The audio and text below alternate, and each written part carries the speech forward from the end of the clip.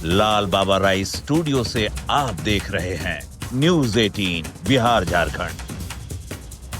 नमस्कार, आप देख रहे हैं न्यूज 18 बिहार झारखंड और मैं हूं आपके साथ लक्ष्मी। बिहार के चुनावी रण में उत्तर प्रदेश के सीएम योगी आदित्यनाथ गरजे हैं। सिवान के पुलिस लाइन में जनसभा को संबोधित करते हुए उत्तर प्रदेश के मुख्यमंत्री योगी आदित्यनाथ ने कहा कि मैं परसों रघुनाथपुर में आया था और वहां मैं इसलिए आया था क्योंकि एक खानदानी माफिया वहां पर फिर से कब्जा करना चाहता है। उत्तर प्रदेश में हमने बुलडोजर से रौंद कर इन माफिया का कचूमर निकालकर उत्तर प्रदेश की धरती से जहन्नुम के रास्ते उनके खोल दिए हैं। पिछले 20 वर्ष में नीतीश बाबू के नेतृत्व में सुशासन की नींव मजबूत हुई है। तो चुनावी रण में आदित्यनाथ गरजे हैं। बिहार की विधानसभा चुनाव के लिए स्टार प्रचारक के तौर पर उत्तर प्रदेश के मुख्यमंत्री योगी आदित्यनाथ जमकर यहां पर गरजे हैं और उन्होंने कहा है कि यूपी में किस तरीके से माफियाओं के लिए जहन्नुम का रास्ता खोल दिया है और क्या कुछ उन्होंने कहा है, आप भी सुनिए। करना, अगर कांग्रेस और आरजेडी जीतती है तो गरीब के राशन को सबसे पहले बंद करके हजम कर डालेंगे। नौजवानों की नौकरी के नाम पर ये लोग नौकरी तो नहीं देंगे, नौकरी के नाम पर आपकी जमीन को भी हजम कर डालेंगे। और रघुनाथपुर के उत्साह को देख करके तो मैं कह सकता हूं कि रघुनाथपुर में तो लोगों ने कह दिया कि खानदानी माफिया को फिर से नहीं आने देना है।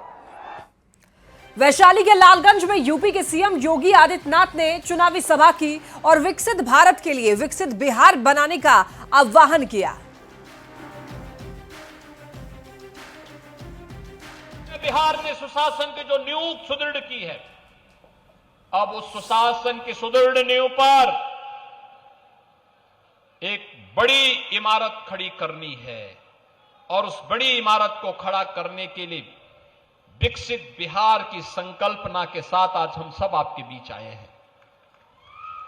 बहनों और भाइयों, भारत दुनिया की सबसे बड़ी ताकत बना तब जब बिहार एक ताकत बना था।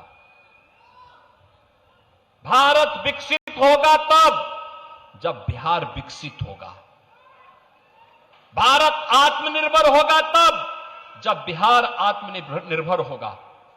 और उस आत्मनिर्भर और विकसित बिहार के लिए हमें अच्छे लोग चाहिए, अच्छे जनप्रतिनिधि चुन करके भेजने होंगे। याद करिए, अच्छी सरकार आती है तो विकास होता है। पिछले 20 वर्ष में बिहार में स्कूल कॉलेजेस बने हैं। जनशक्ति जनता दल के प्रमुख तेज प्रताप यादव ने एक बार फिर आरजेडी को आड़े हाथ लिया और उन्होंने इस बार आरजेडी उम्मीदवार और भोजपुरी स्टार खेसारी लाल यादव पर निशाना साधा है। दरअसल खेसारी लाल यादव ने रोजगार देने की बात कही, इसी पर तेज प्रताप ने तंज कसा है। आइए आपको सुनवाते हैं क्या कहा है। तो अभी तो चुनाव चल रहा है, देख लेते हैं क्या होता है। खेसारी लाल कह रहे हैं कि 2 करोड़ जॉब देंगे महागठबंधन के लोग। कौन सा जॉब देंगे खेसारी लाल, नाचने वाला? देखिए, बिहार विधानसभा चुनाव 2025 के लिए एनडीए ने अपना साझा चुनावी घोषणा पत्र जारी कर दिया है। डिप्टी सीएम सम्राट चौधरी ने घोषणा पत्र जारी किया और इस दौरान एनडीए के सभी बड़े नेता मौजूद थे।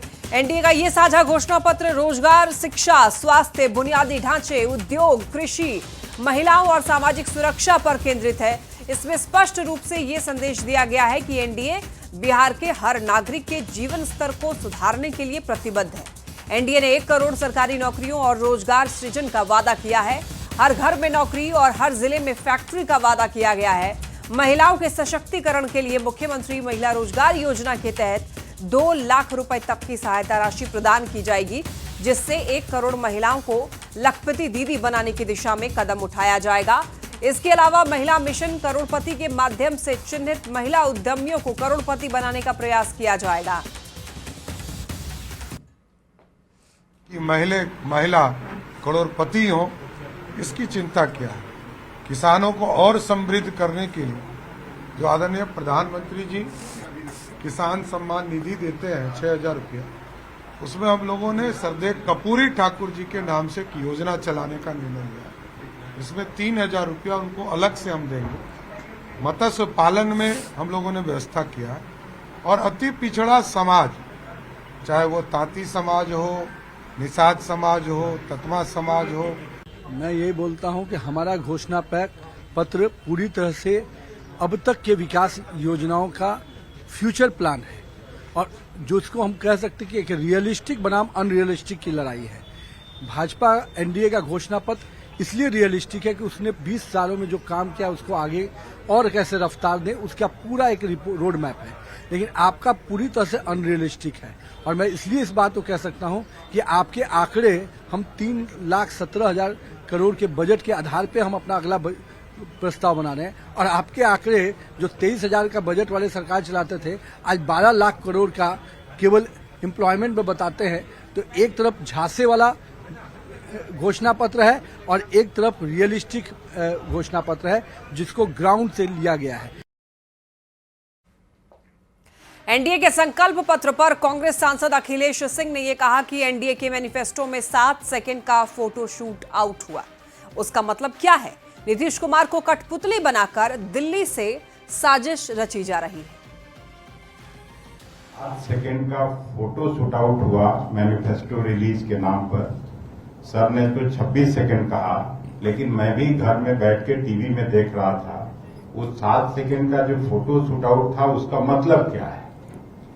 उसका मतलब मेरे जैसे छोटे सामाजिक कार्यकर्ता के मन में यही है कि मैं जैसा पहले कहा करता था कि नीतीश जी को जब से एनडीए में वो गए हैं, डबल इंजन की सरकार में काम कर रहे हैं, तो इस बार उनको कठपुतली बना के और सरकार चलाई जा रही है दिल्ली से, अमित शाह जी के द्वारा और प्रधानमंत्री जी के द्वारा। तो वहीं देखिए अखिलेश सिंह के बयान पर सियासत भी शुरू हो चुकी है। जेडीयू का यह कहना है कि अखिलेश सिंह को अपनी पार्टी भी भाव नहीं दे रही है और इसीलिए वो नीतीश कुमार का नाम लेकर अपना दर्द साझा कर रहे हैं। मैं प्रस्तुत किया है कि 25 से 30 के कार्यकाल में हम क्या करेंगे नीतीश कुमार जी के नेतृत्व में।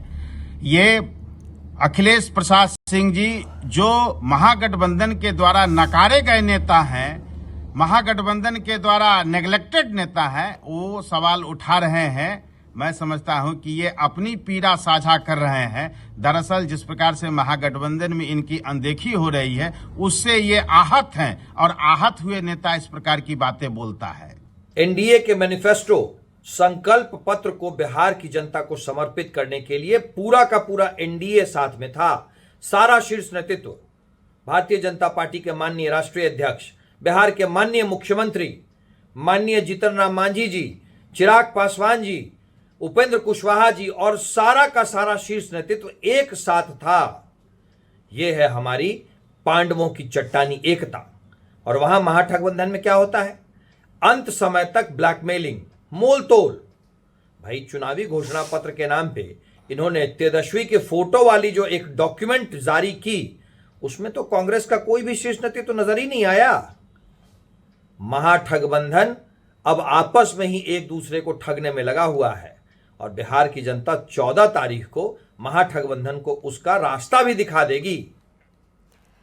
एनडीए के संकल्प पत्र पर केंद्रीय मंत्री धर्मेंद्र प्रधान ने भी बयान दिया है और उन्होंने कहा है कि बिहार में पिछले 20 साल से एनडीए सरकार ने विकास के काफी काम किए हैं और आने वाले 5 साल में भी राज्य को नई ऊंचाई तक पहुंचाएंगे। आज एनडीए ने अपना संकल्प पत्र बिहार की जनता के सामने रखा है। प्रधानमंत्री की पूर्वोदय योजना के तहत यहां की मुख्यमंत्री नीतीश कुमार जी के नेतृत्व में बिहार में पिछले 20 साल से एनडीए की शासन सेवा चली आ रही है। आने वाले 5 साल तक इसको कैसे और एक नई ऊंचाई तक लिया जाएगा। युवाओं की रोजगार, महिलाओं की सशक्तिकरण, किसानों की विकास, पिछड़ों की विकास, दलितों की उन्नति, यही सब आज हमारी संकल्प पत्र की प्राथमिकता में रहे। एनडीए के संकल्प पत्र पर बीजेपी सांसद रविशंकर प्रसाद ने पीएम मोदी का आभार जताया है और उन्होंने कहा कि केंद्र सरकार और नीतीश कुमार को गरीबों के लिए विशेष तौर पर चिंता है। माननीय नरेंद्र मोदी जी की अगुवाई में केंद्र सरकार और माननीय नीतीश कुमार की अगुवाई में एनडीए की बिहार सरकार गरीबों के लिए विशेष चिंता करते हैं। उपेक्षित किसान, पिछड़े, अति पिछड़े, सामान्य वर्ग, ये मैनिफेस्टो सबों की चिंता करता है। लेकिन 1 करोड़ नौजवानों को नौकरी देना, उद्यमशीलता के लिए स्किल सेंटर बनाना और विशेष रूप से बड़ी संख्या में जो अति पिछड़े हैं उनके विकास के लिए एक सुप्रीम कोर्ट जज की अध्यक्षता में एक कमेटी बना करके उनके विकास का रोड मैप बनाना, इसे कहते हैं विकास। अब देखिए, एनडीए के संकल्प पत्र पर तेजस्वी यादव ने बड़ा निशाना साधा है। कहा है कि यह सिर्फ जुमला है। बिहार की जनता इनके चाल चरित्र को पहचान चुकी है और इस बार वो एनडीए को करारा जवाब देंगे। महागठबंधन सरकार इस बार बनाने जा रहा है। तेजस्वी यादव का ऐसा दावा है। राज्य की जनता बेरोजगारी खत्म करना चाहती है। तो एनडीए का आज संकल्प पत्र जारी हुआ है, यानी कि घोषणा पत्र, और उसी पर तेजस्वी यादव ने निशाना साधा है और उनका ये कहना है कि ये सिर्फ और सिर्फ जुमला है। बिहार की जनता इनकी चाल और चरित्र को पहचान चुकी है। और क्या कुछ कहा है आप भी सुनिए। आदरणीय मुख्यमंत्री जी को तो पता ही नहीं होगा कि उस घोषणा पत्र में क्या है। शायद उनको बोलने ना दिया जाए, इसलिए जो है जल्द से जल्द जो है ये ख़त्म कर लिया गया। लेकिन हम तो कहना चाहते, जो हमने घोषणा पत्र देखा, एनडीए के लोगों को सॉरी पत्र लाना चाहिए और बिहार के 14 करोड़ जनता से सॉरी बोलना चाहिए था कि 20 साल से भी राज करने के बाद भी सबसे गरीब राज्य बिहार, कि पहले वाला तो घोषणा पूरा हुआ नहीं, एक नया जो है आनंद फानन में जो है इन लोगों ने ये। खगड़िया में बीजेपी सांसद मनोज तिवारी ने रोड शो किया और एनडीए प्रत्याशी बबलू कुमार मंडल के पक्ष में प्रचार किया। इस मौके पर मनोज तिवारी के साथ एलजेपी रामविलास के सांसद राजेश वर्मा भी साथ रहे। बारिश के बावजूद मनोज तिवारी को देखने और उनको सुनने के लिए बड़ी संख्या में लोग वहां पर पहुंचे हुए दिखाई दिए। इन तस्वीरों में आप देख सकते हैं, रोड शो के दौरान यहाँ पर लोग छाता लेकर के भी खड़े हुए हैं। बारिश हो रही थी, लेकिन इसके बावजूद उनका क्रेज लोगों में इस कदर था कि लोग बारिश में भी उनको सुनने के लिए खड़े हुए दिखाई दिए।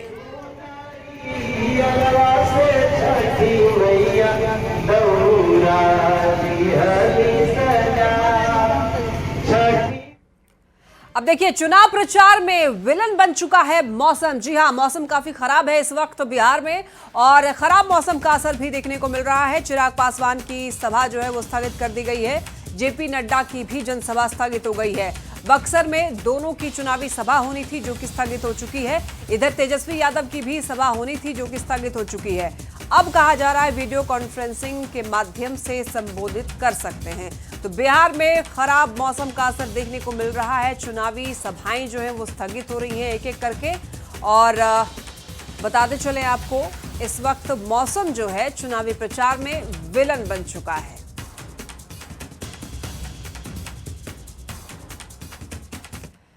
तो बिहार के रण में पीएम मोदी 2 नवंबर को पटना में रोड शो करने जा रहे हैं और एनडीए के समर्थन में रोड शो करने वाले हैं। 3 नवंबर को पीएम मोदी की 2 जनसभाएं होनी हैं। कटिहार में और सहरसा में यह सभा होगी। पीएम को लेकर एनडीए का जोश काफी ज्यादा हाई है, बशर्ते मौसम साथ दे दे, क्योंकि अभी मौसम इन दिनों खराब चल रही है, बारिश हो रही है और बारिश होने की वजह से कई सभाएं जो हैं स्थगित हो चुकी हैं। अब देखना होगा जब मोदी जी आते हैं 2 नवंबर को, तो पटना में मौसम कैसा रहता है। एनडीए के समर्थन में रोड शो करने वाले हैं प्रधानमंत्री। 3 नवंबर को भी पीएम मोदी की 2 जनसभाएं होनी है, कटिहार और सहरसा में।